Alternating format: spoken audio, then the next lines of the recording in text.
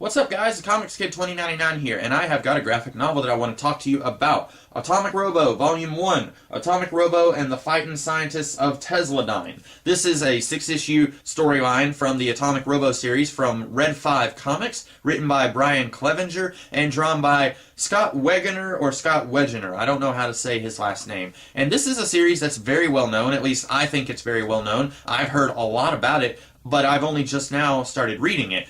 This series has been around since like 2008, and I only just now read the first volume, and I really like it quite a bit. If you are wanting to avoid any and all spoilers in this review, I will be spoiling a little bit of stuff. I'll just go ahead and tell you right now, I really did like this book, and I do recommend it if you haven't read it before. But if you want to hear more about what I have to say, then keep listening.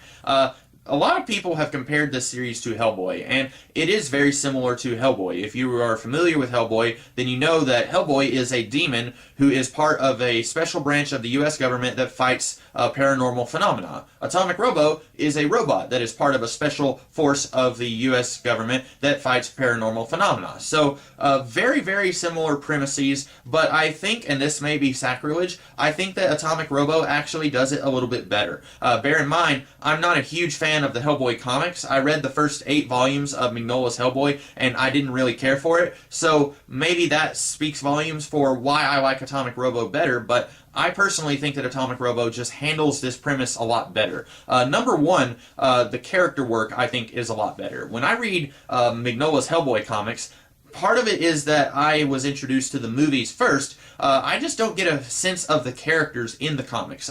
You've got a lot of characters floating around in the Mignola Hellboy universe, and so many of them are just kind of blah characters, kind of bland. I don't really get a sense of who they are. For example, what's her name? Liz. Liz, who is a major part of the movie, she is barely a footnote in the comics. She's there, but I don't know anything about her in the comics because she's barely there, and she doesn't really have much of a personality. In fact, none of the characters in the Hellboy comics really have much of a personality. And I don't want this video to be just me dissing the Hellboy comics and throwing mud at it, but it's really hard for me to talk about what I like about Atomic Robo without comparing it to something that is trying to do the same thing and saying this is why Atomic Robo works and why Hellboy doesn't. Atomic Robo, number one, it keeps the cast pretty small. You've only got about 5 or 6 humans who work with Atomic Robo, and it is hard for me to keep all of their names straight, but when all these humans are on screen, I can remember, okay, this is the guy who talks about imaginary physics, and this is the guy who wrote his college thesis on death rays, and so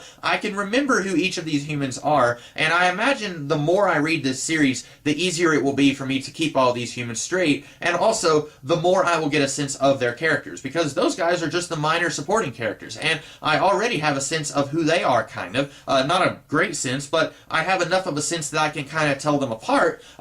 So if those are just the supporting characters and the character work is that good with them, imagine how good the character work is with the main characters, which is really just Atomic Robo, and I would even say the big villain of this piece, which is Dr. Helsingard, who is a Nazi, who is, I think he's a Nazi, yeah, he's a Nazi. I was trying to remember it first, but he is a Nazi who has been fighting Atomic Robo for like 70 years. Those two guys, the character work is very good with them as well. Dr. Helsingard, not your typical evil Nazi scientist, although he does have a lot of typical evil Nazi scientist characteristics.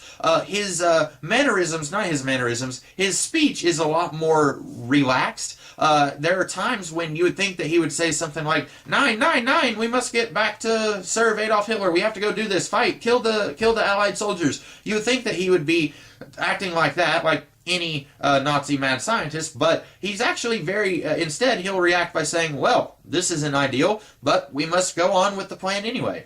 He's very calm, very casual in his approach to trying to be an evil Nazi scientist, and it's not something that I don't think I've ever seen that with this particular character archetype, but it's played differently here, and it works. I really like the way that this character is handled, and he does feel like a worthy adversary for Atomic Robo, because someone like Atomic Robo, especially when you read the first issue, you're probably thinking, well, very little could actually hurt this guy, but he feels like a worthy adversary. And so by the end of the book, when these two are going at it and the bad guy, Dr. Helsingard, is actually winning, you're like, ooh, this doesn't feel like they're faking it. It actually feels like he could win in this fight. And so that was really good. And then lastly, the main character of the book, I don't know where that came from, Atomic Robo, I really do feel like he has a very distinct voice, a very unique voice unto his own. He's not just a fighting robot who fights crime and was created by a scientist in the 1920s. There's more to him than that. There is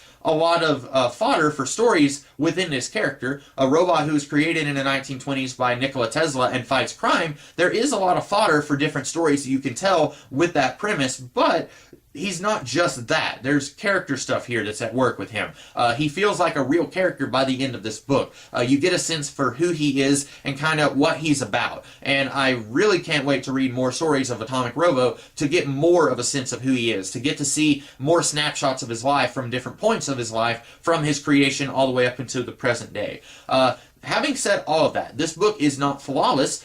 There was one problem that I had with the book, but first, I have to talk about something else that I liked in order to get into the flaws. So, the thing that I liked about this book is that it does a really good job of balancing between being a standalone story. Each issue is a standalone story, while at the same time, the whole 6 issues works as one big arc. And again, not to throw mud at Hellboy, but that's something that series never did do very good at. You could read one volume and it would be entirely standalone stories that have nothing to do with the overall arc. And then the next volume would be referencing all of these elements that are part of this big, huge, grand story that after 8 volumes hasn't really gone anywhere. That's something that Hellboy wasn't very good at. That's something that this series is very good at. It's really good at, this issue feels like it's a standalone issue, but then later on, it's like, oh, this is actually part of this larger storyline. The big exception is there is a 2-issue story where Atomic Robo and his friends, they go to Egypt because one of the pyramids has gotten up and is moving.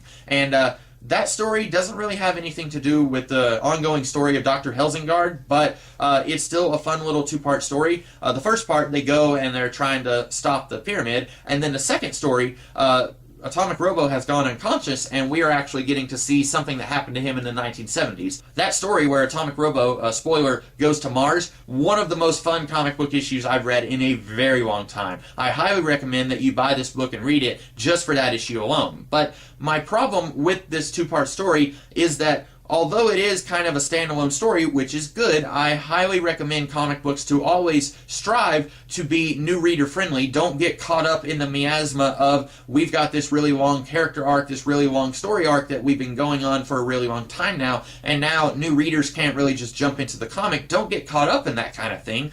You need to have new reader friendly issues every once in a while, and this 2-part story where Atomic Robo is fighting the pyramid, it is new reader friendly, but at the same time, that issue ends with this giant monster rising from the sand, and I keep thinking, oh, okay, we're going to follow up on that by the end of this book. But then, the last 2 issues of this book actually flashes back to 3 years before the series started, when Atomic Robo and his human allies are fighting Dr. Helsingard. And then the book ends with them seemingly defeating Dr. Helsingard. And we don't ever follow up on the Egypt monster that they were fighting in that 2-part storyline where they went to go fight the pyramid. That's a little bit of a problem. I can't tell if that issue was meant to be something that where they would say, hey, we're going to follow up on that here in a little bit, or if that was meant to be kind of like the ending of Back to the Future 1, where it's just a fun little ending to the story, and they don't actually intend on following it up. Never mind the fact that Back to the Future 1 actually did get followed up. They did not intend to follow up the ending of that movie when they first did that movie.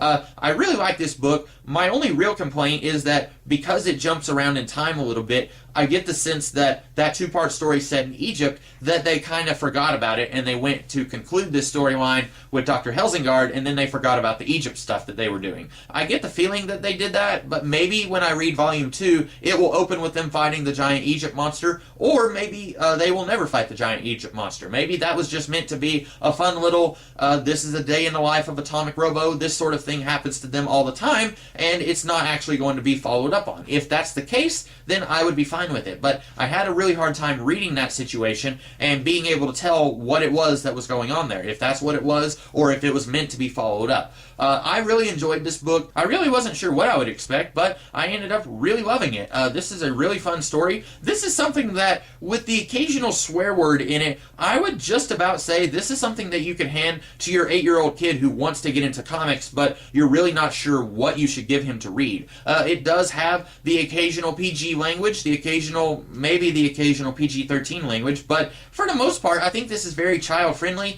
So if you want your kid to get into comics, but you don't want him to get into Marvel and DC because it's really convoluted and it's really hard for someone who's a long-time reader of comics to get into those things, maybe you could give him Atomic Robo, because Atomic Robo is very fun, very bombastic, very energetic, but at the same time, it's very easy to get into. It's not very difficult to penetrate. If you have someone, even not necessarily an 8-year-old, but anyone that you know who wants to get into comics, Atomic Robo is something that I would recommend that you give to someone as their first comic book story. It's that good, and I think that this would definitely have them coming back for Volume 2. That's all I have to say about Atomic Robo and the Fightin Scientists of Tesladyne. I hope that you guys liked this review. If you did, be sure to like, share, comment, and subscribe, and I will be back later in the week with a different kind of video. So I will see you guys then. Have a great rest of your day.